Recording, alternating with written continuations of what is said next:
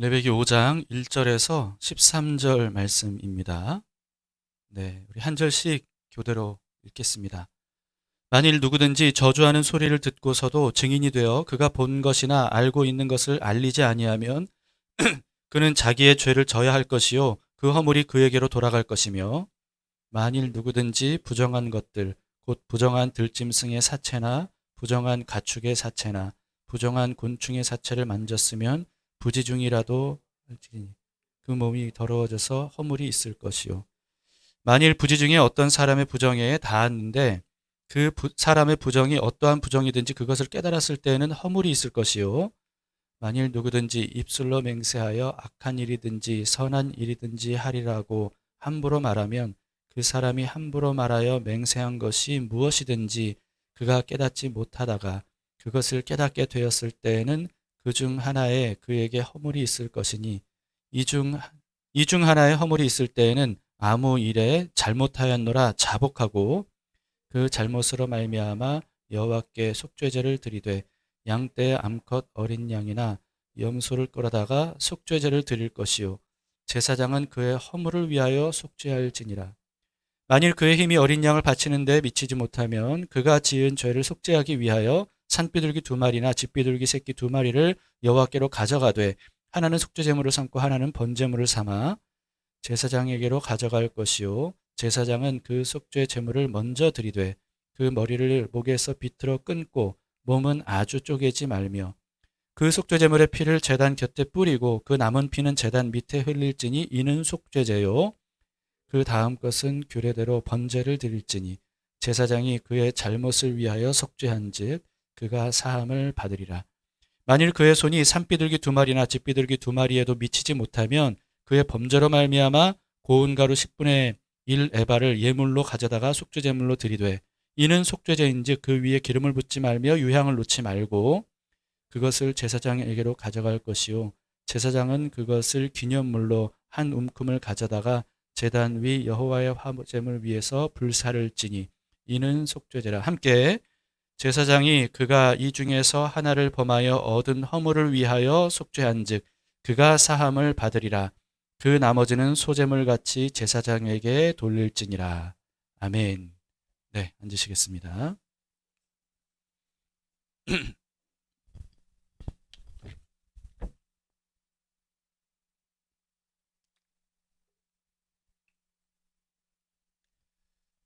레위기 큐티가 시작이 된 지 이제 오늘로 6일째입니다.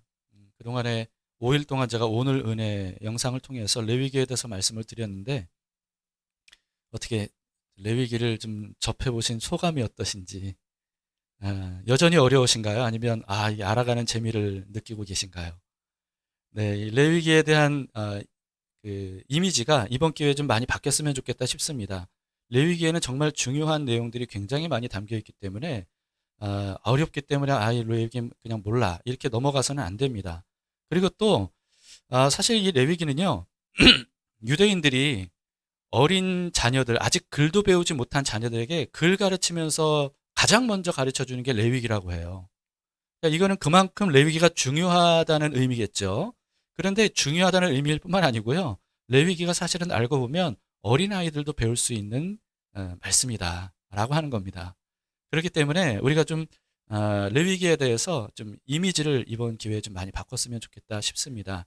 이게 레위기가 어려운 이유가 사실 글로만 돼 있기 때문인 것 같아요. 근데 인터넷에 검색만 해봐도요. 레위기의 내용들이 도표나 사진이나 그림이나 영상으로 얼마나 많은지 몰라요. 그런 걸 한번 보면 그러면 이 레위기를 또 아주 그 일목요연하게 여러분들이 파악하실 수가 있을 겁니다. 지난 5일 동안 오늘 은혜 그리고 또 수요 예배를 통해서 제가 레위기에 대해서 중요한 내용들을 여러분들께 설명을 드렸어요. 그래서 그런 내용들을 사실은 좀 안 보신 분들도 다 보셔야 되는데 꼭 보시기를 바랍니다. 오늘 본문은 5대 제사 중에서 가장 분량이 많은 속죄제에 대한 내용이 엊그제부터 계속 이어지는 3일째 되는 내용입니다. 속죄라는 말의 뜻 자체가 굉장히 중요한데 이거는 어제자 오늘 은혜를 여러분들이 보시면 제가 자세하게 잘 설명을 해드렸습니다. 꼭 보시기를 바랍니다. 오늘 본문에서는요, 어떤 경우에 속죄제를 드려야 되는지 몇 가지 예를 설명하고 있는데요. 근데 주의할 점이 뭐냐면요, 여기서 말하고 있는 건 뭐냐면 이런 경우에만 속죄제를 드려라, 이게 아니고요, 이런 경우에도 속죄제를 드려야 된다, 이런 뜻입니다. 네. 자, 첫 번째 1번입니다. 1번 1절을 보시겠습니다. 만일 누구든지 저주하는 소리를 듣고서도 증인이 되어 그가 본 것이나 알고 있는 것을 알리지 아니하면 그는 자기의 죄를 져야 할 것이요 그 허물이 그에게로 돌아갈 것이며. 이게 무슨 말이냐면요, 법정에 증인으로 섰는데, 그런데 증인으로 섰으면서도 자기가 알고 있는 걸 다 제대로 증언해야 되는데 그렇지 않은 경우에 속죄제를 드려야 된다라고 하는 겁니다. 하나님께서는 이 법정에서의 증인, 정직한 증언을 굉장히 중요하게 여기십니다. 왜냐하면 하나님은 공의로우신 분이기 때문에 그래요. 그래서 이 법정에서 누구도 이 재판의 결과를 어긋나게 하는, 잘못된 길로 가게 하는 것에 대해서는 하나님께서 엄중하게 벌을 내리신다고 말씀을 하고 있습니다. 그 다음에 2번입니다. 2절. 만일 누구든지 부정한 것들, 곧 부정한 들짐승의 사체나 가축의 사체나 부정한 곤충의 사체를 만졌으면 부지정이라고 할지라도 그 몸이 더러워져서 허물이 있을 것이요. 성경에서는요, 이제 부정하다라고 이렇게 규정된 것들이 좀 많이 있죠. 여기서 말씀하고 있는 것처럼 부정한 어떤 들짐승, 부정한 가축, 부정한 어떤 곤충, 뭐 이런 것들의 사체에 접촉됐을 때, 그럴 때 부지중에 접촉됐다 할지라도, 일부러 한 게 아니고 모르는 상황에서 접촉됐다 할지라도, 그렇더라도 접촉된 사실을 깨달으면 이 속죄제를 반드시 드려야 된다, 이렇게 말씀을 하고 있습니다. 특히 이 사체와 접촉했을 때라는 점을 통해서 우리가 알 수 있는 게 뭐냐면요, 성경에는 특히 사체 접촉에 대해서는 굉장히 엄격하게 금하거든요. 그 이유가 뭐냐면 세균이나 바이러스의 감염을 막기 위함입니다. 이 눈에 보이지 않는 이 미생물의 존재가 발견된 게 언제냐면 1673년에 현미경이 발명되면서부터였어요. 그러니까 무슨 뜻이냐면 1673년 이전에는 미생물의 존재를 몰랐다는 겁니다.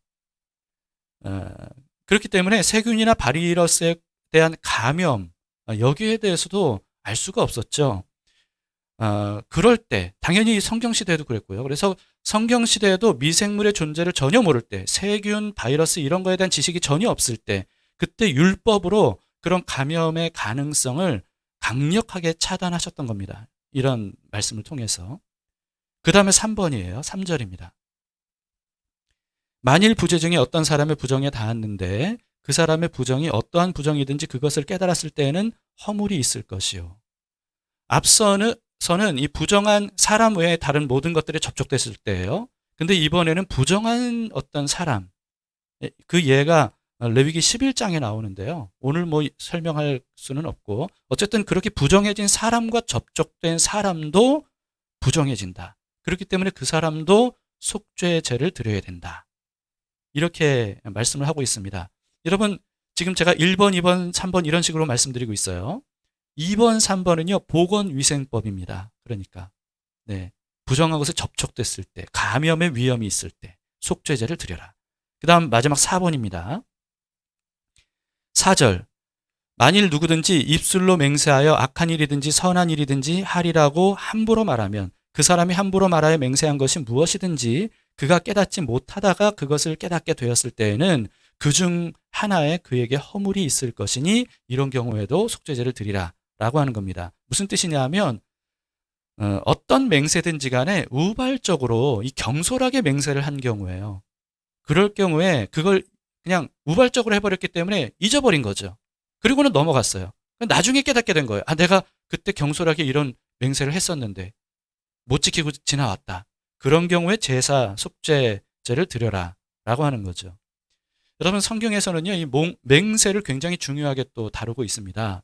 맹세는 약속이잖아요. 약속. 여러분, 약속을 지키지 않으면 어떻게 되냐면 신뢰가 깨집니다. 그렇죠. 약속을 안 지키면 신뢰가 깨지잖아요. 신뢰가 계속 깨지게 되면요, 그러면 관계가 깨져요. 그래서 약속을 굉장히 중요하게 하나님이 다루시는 겁니다. 하나님은 약속하시는 분이죠. 그래서 성경 전체가 구약, 신약, 오래된 약속, 새로운 약속. 이게 약속의 책이 성경이거든요. 그리고 하나님은 약속하시는 분일 뿐만 아니라 약속하신 것을 하나도 남김없이 다 지키시는 분이세요. 그래서 하나님께서 말씀하신 것을 이루시는 게 또 하나님께서 하시는 일이죠.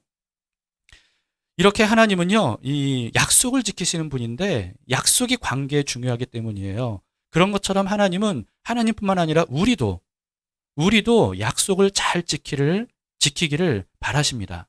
그래서 약속을 지키지 않는 것, 그건 죄다. 그거는 관계를 꿰는 죄다. 라고 규정하시는 겁니다. 특히 약속보다 더 강한 게 뭐냐면 맹세잖아요. 약속은 그냥 하는 건데 맹세는 뭔가를 걸고 하는 거 아니겠습니까? 나보다 더 신뢰할 만한 어떤 것을 걸고 하는 게 맹세잖아요. 이스라엘 백성들은 대부분 맹세를 할 때 하나님의 이름을 걸고 하는 거죠. 그러다 보니까 하나님의 이름이 걸린 거예요. 근데 하나님의 이름을 걸고 약속을 안 지키면 이건 죄란 말이죠. 그렇기 때문에 지키지 못할 맹세를 한 경우에는 속죄제를 드려야 된다. 그리고 맹세를 했다면 반드시 지켜야 된다. 이렇게 말씀을 하고 있는 겁니다. 여러분, 사사기 입다 생각나지 않습니까?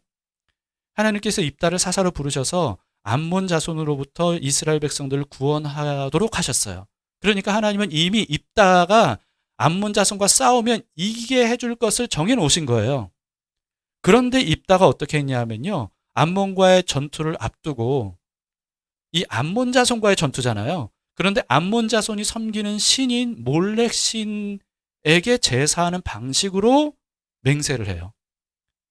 그게 뭐냐면 인신 제물을 바치겠다는 거예요. 이번 전쟁에서 이기게 해주시면 인신 제물을 바치겠습니다. 여러분, 이거는 암몬 몰렉 신에게 제사하는 방식이에요. 그런데 그렇게 맹세를 해버립니다. 그것도 하나님께. 하나님이 그걸 원하시지도 않는데. 그러고서는 전쟁에 이긴 거예요. 집에 먼저 돌아왔어요. 가장 먼저 누가 맞이했냐면 무남 동료 외동딸이 자기를 가장 먼저 맞이한 거예요. 가장 먼저 맞이한 사람을 제물로 바치겠다고 했는데, 그래서 이 입다가 엄청나게 충격을 받고 막 뼈저린 후회를 합니다. 그러나 하나님께 약속한 맹세한 것이기 때문에 반드시 지켜야 된다고 하고는 그 딸을 제물로 바쳐요. 하나님이 원하시지도 않는 제물을 바친 겁니다. 이때는요, 레위기 이후예요. 그러니까 오늘 본문 이후란 말이죠. 입다가 오늘 본문을 알았다면 어떻게 하면 좋겠습니까? 속죄 제물을 드리면 되죠. 하나님께 속죄 제물, 양으로, 염소로 대신해서 속죄 제물을 드리면 되는 겁니다. 그러면 딸을 몰렉 신에게 바치듯이 그렇게 하지는 않았을 거예요. 자, 지금까지 1번, 2번, 3번, 4번 여러분 기억나십니까? 자, 1번, 4번은요, 도덕법이에요. 그리고 2번, 3번은 보건위생법입니다. 그런데요, 여러분, 좀 뭔가 이상하게 느껴지지 않으십니까? 2번, 3번은 보건위생법인데요. 그런데 사체에 접촉되거나 부정한 사람과 접촉된 거, 여러분, 이게 죄라고 할 수 있습니까? 더구나 접촉 사실을 모르고 일부러도 아니에요. 조심했는데 자기도 모르게 누군가 접촉됐다. 이게 죄입니까? 속죄제는 죄를 속하기 위한 거잖아요. 속죄제를 드려야 될 죄인가요? 그런 것도 죄로 규정하신 것에 대해서 여러분 어떻게 생각하십니까? 예를 들면 이런 거예요, 여러분. 코로나 뭐 요즘 엄청나게 지금 확산이 되고 있는 중인데요. 코로나에 감염된 사람, 죄 지은 겁니까? 우리 교회에도 지금 그동안에는 없었는데 코로나 때문에 여기 못 오신 분들이 계셔요. 직접 그 확진됐거나 또는 그 가족이 확진돼서 지금 못 오신 분들이 계시거든요. 여러분, 자기도 모르게 감염된 사람과 접촉돼서 감염이 된 또는 그 의심이 되는 어떤 그런 상황, 이걸 죄라고 할 수 있습니까? 근데 성경에서는요, 왜 2번, 3번을 1번, 4번처럼 동일하게 속죄제를 드려야 되는 죄로 규정을 하냐는 거죠. 여러분, 그 이유를 두 가지로 볼 수가 있습니다. 첫 번째는요, 전염병의 확산을 막기 위해서예요. 아까도 말씀드렸듯이 당시에는 미생물의 존재 자체를 몰랐습니다. 그렇기 때문에 전염병이 창궐을 해도 도대체 왜 그런 일이 일어나는지에 대해서 알 수가 없는 시대였습니다. 그래서 하나님은 전염병을 일으킬 가능성이 있는 동물들을 부정한 동물로 이렇게 규정을 하시고 멀리하게 하셨죠. 그리고 또 사체에도 세균이 이게 부패한다는 게 세균 때문에 그런 거 아니겠습니까? 그렇게 부패할 때 세균이 번식하기 때문에 그 모든 세균들에 접촉하지 못하도록 멀리하게 하셨던 거죠. 그래서 여러분 이와 같은 율법의 하나님 말씀대로만 하면 그러면 이스라엘은 전염병으로부터 안전할 수 있는 겁니다. 그래서 하나님께서 이렇게 말씀하셨어요. 출애굽기 15장 26절인데요.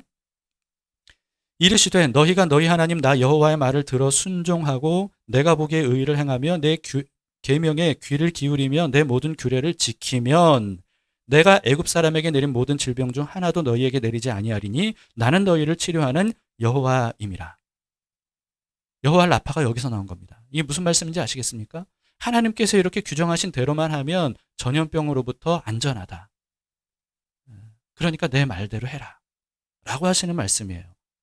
그런 하나님이 바로 여호와 라파, 치료하는 여호다라고 하는 거죠. 그런데 만약에 자신도 모르는 사이에 오늘 본문에서처럼 자신도 모르는 사이에 이와 같이 어떤 부정한 것에 감염되었을 가능성이 있음을 발견했을 때 부지 중에라도 발견했을 때는 이렇게 하라고 오늘 본문에서 알려주고 있습니다. 5절입니다. 오늘 본문의 5절. 이 중 하나의 허물이 있을 때에는 아무 일에 잘못하였노라 어떻게 하라고요? 자복하고, 이 자복이라는 말이 자백하는 겁니다. 자백. 가장 먼저 해야 되는 게 뭐라는 거예요? 자백하는 거예요. 1번, 4번만이 아니고 2번, 3번도요. 스스로 자백해야 된다는 겁니다. 법적, 윤리적 잘못을 범한 것과 마찬가지로 이 보건위생법적인 문제가 발견됐을 때에도 스스로 고백해야 돼요. 내가 이렇게 부정한데 접촉됐습니다. 라고 하는 거를.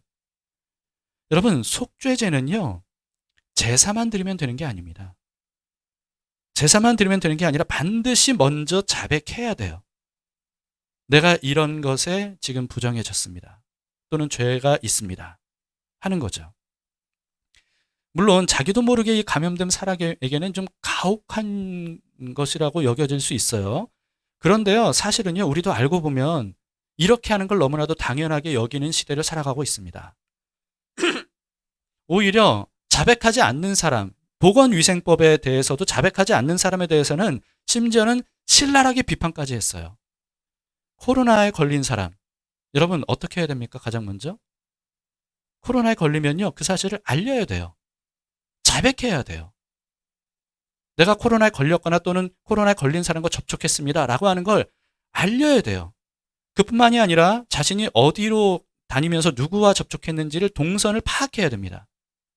왜 그렇죠? 코로나 감염 확산을 막기 위해서예요. 여러분, 코로나 초기에 코로나에 감염된 사람이 자신이 감염됐다는 사실을 숨긴 채로 돌아다닌 일이 있었잖아요. 그리고 또 자기가 동선을 어디를 갔다 왔는지 이걸 숨긴 사람도 있었단 말이죠. 그럴 때 이 국민들이 어떻게 했습니까? 엄청난 비난을 퍼부었어요. 그렇죠? 어떻게 그럴 수 있느냐라고 하는 거죠. 저 사람 때문에 저렇게 감염이 확산됐다라고 하는 겁니다. 그래서 여러분, 코로나에 감염된 것 자체는 죄가 아닐 수 있어요. 그러나 그 사실을 자백하지 않고 숨기는 것, 이거는 죄가 될 수 있다는 겁니다. 이거를 우리는 코로나 시대를 살면서 현실적으로 너무나도 당연하게 받아들이는 거죠. 그러니까 이 시대도 우리는 그런 눈으로 볼 수 있어야 되는 겁니다. 정결법 부분 11장 이후에 보면요, 이 자가격리에 대한 얘기도 나와요. 자가격리라는 단어가 안 나와서 그렇지 자가격리에 대한 내용이 이 레위기에 분명히 나옵니다. 참 신기한 게 오늘날 일주일 또는 2주일 단위로 격리를 하잖아요. 성경에도 똑같이 말씀하고 있어요. 그 의료진들이 이거 성경을 보고 그렇게 결정한 건가 싶을 정도로 그 수천 년 전에 이미 하나님께서 그렇게 하라고 말씀을 하신 겁니다. 이와 같이 여러분, 하나님은요, 전염병 확산을 막기 위해서 감염 가능성이 있는 사람은 그 사실을 반드시 공개적으로 먼저 자백해야 된다. 이렇게 법으로 정하신 겁니다. 한 예로 나병에 걸린 사람에 대한 규례가 나오는데요. 나병에 걸린 사람은 이렇게 하라고 말씀하고 있어요. 레위기 13장에 가시면 45절입니다. 나병 환자는 옷을 찢고 머리를 풀며, 이게 무슨 뜻이에요? 자기가 나병 걸렸다는 걸 드러내라는 거예요. 그리고 윗입술을 가리고, 이게 뭐 비말 튀지 않게 하는 거겠죠. 오늘날 마스크 쓰는 것처럼. 그리고 외치기를 부정하다 부정하다 이렇게 외치라는 겁니다. 무슨 뜻입니까? 나는 부정한 사람입니다. 나는 부정한 질병에 걸린 사람입니다. 라고 하는 걸 외치라는 거예요. 그러면 사람들이 화들짝 놀라서 그 사람을 피하겠죠. 그리고 어떻게 하겠어요? 사람들이 막 돌도 던질 거예요. 아마 저리 가라고 막. 욕설도 퍼붓고 저주를 퍼붓고 그럴 겁니다. 사실 나병 환자에게는 너무나도 가혹한 일이에요. 정말 가혹한 일이죠. 그러나 이렇게 해야 되는 이유가 뭡니까? 나병의 확산을 막기 위한 반드시 필요한 행동 요령이었던 겁니다. 이처럼 자신의 문제를 공개적으로 자백한 다음에야 속죄제를 드리라고 말씀하세요. 6절을 보시겠습니다. 그 잘못으로 말미암아 여호와께 속죄제를 드리되 양떼, 암컷, 어린 양이나 염소를 끌어다가 속죄제를 드릴 것이요 제사장은 그의 허물을 위하여 속죄할지니라. 이 속죄하는 방법에 대해서는 이미 우리가 앞에서 봤습니다. 자, 여러분 또 2번, 3번이 1번, 4번과 같이 그 속죄제를 드려야 될 죄로 다뤄지는 이유가 전염병 감염 확산을 막기 위해서라 그랬어요. 두 번째 이유는 뭐냐면요. 죄 확산을 막기 위해서입니다. 죄 확산. 2번, 3번이 1번, 4번 사이에 끼어 있습니다. 샌드위치처럼 끼어 있는 구조예요. 이건 다분히 의도적인 것이라고 볼 수 있습니다.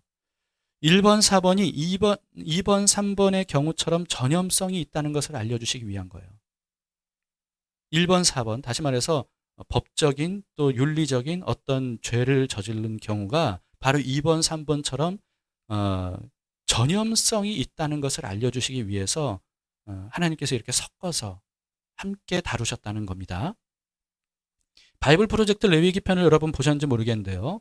보신 분들은 그 구조적으로 레위기 전체의 구조가 샌드위치 구조로 되어 있다는 것을 아시게 될 겁니다. 대속죄를 중심으로 마치 이 양옆에 차곡차곡 뭔가를 쌓듯이 그렇게 정결법이 있고 그 다음에 제사장, 그 다음에 이제 제사에 대한 법들이 샌드위치 구조로 되어 있다는 걸 알 수가 있어요. 이 정결법, 보건위생법이 바로 이 제사에 관련된 법 사이에 끼어져 있습니다.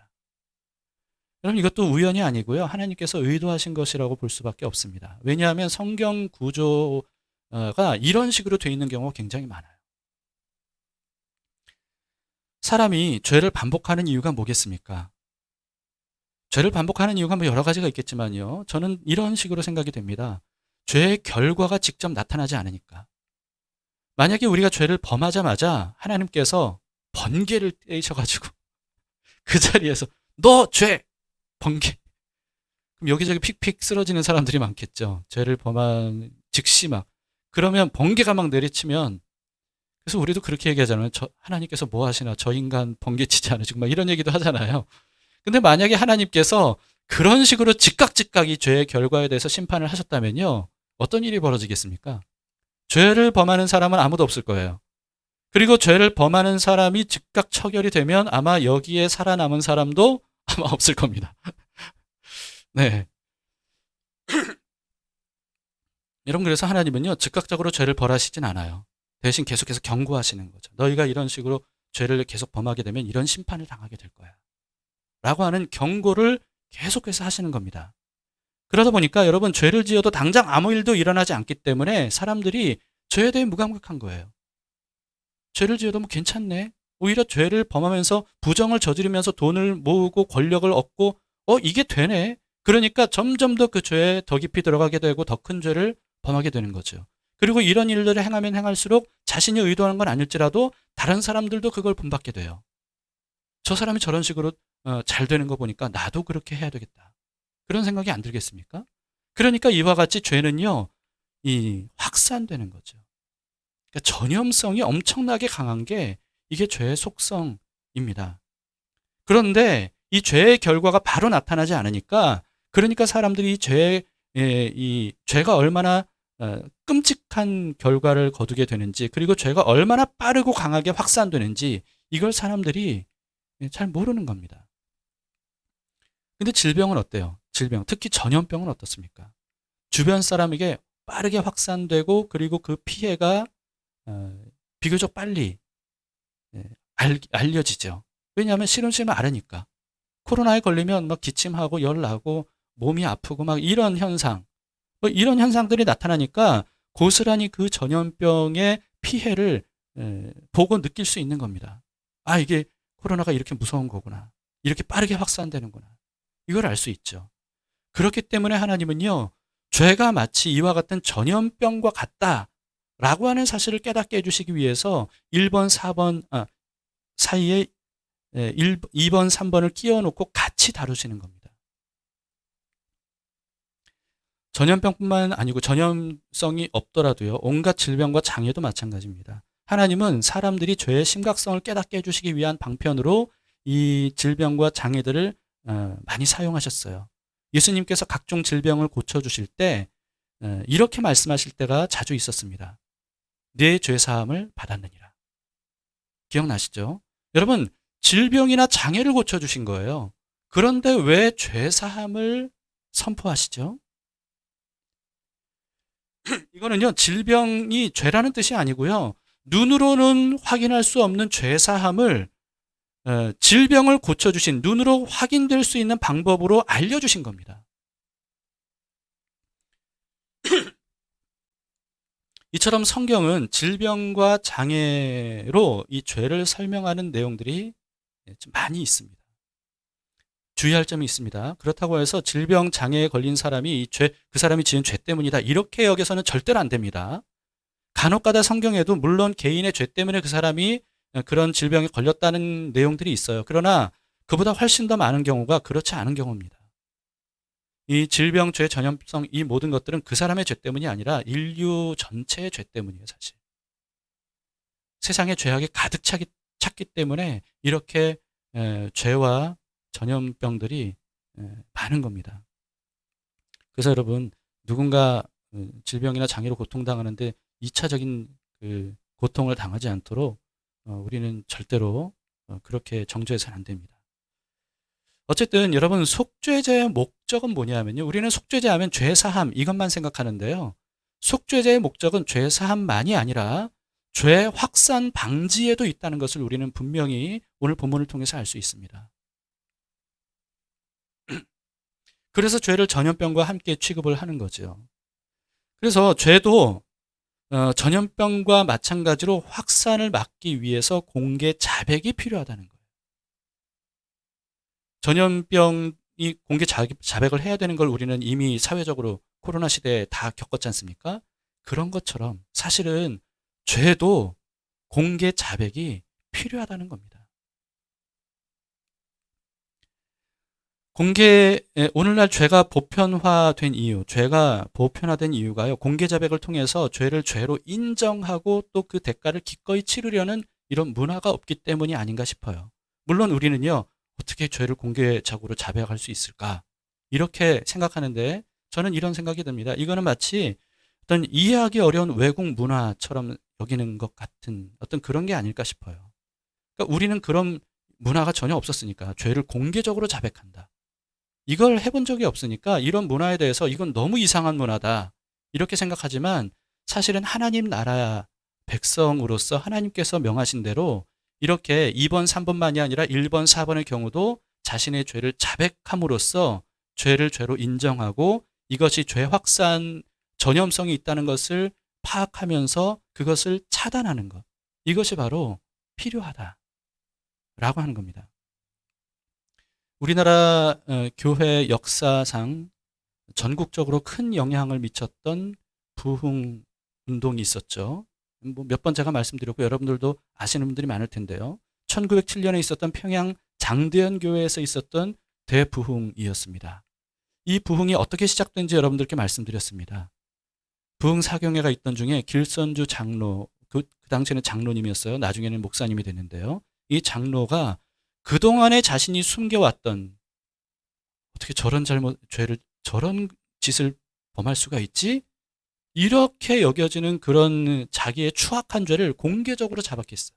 그 자리에서. 수많은 사람들이 모여있는 자리에서 제가 이런 짓을 저질렀습니다. 그리고는 막 통곡을 합니다. 그런데 사람들이 그걸 보면서 어떻게 그럴 수 있느냐? 그렇게 하지 않고요. 사실은 저도 이런 죄를 저질렀습니다. 저도 이런 횡령을 했고, 저도 이런 어떤 도둑질을 했고, 강도짓을 했고, 막 이런 것들을 이런 사기를 쳤고, 막 이런 것들을 그냥 다 공개적으로 한 사람 한 사람, 그리고는 막 통곡을 하는 거예요. 내가 왜 그런 잘못을 저질렀는지. 하나님 회개합니다 하면서 막 통곡을 하는 겁니다. 이게 막 확산이 된 거예요. 엄청나게 퍼져나가게 됩니다. 저도 이런 잘못을 저질렀습니다. 막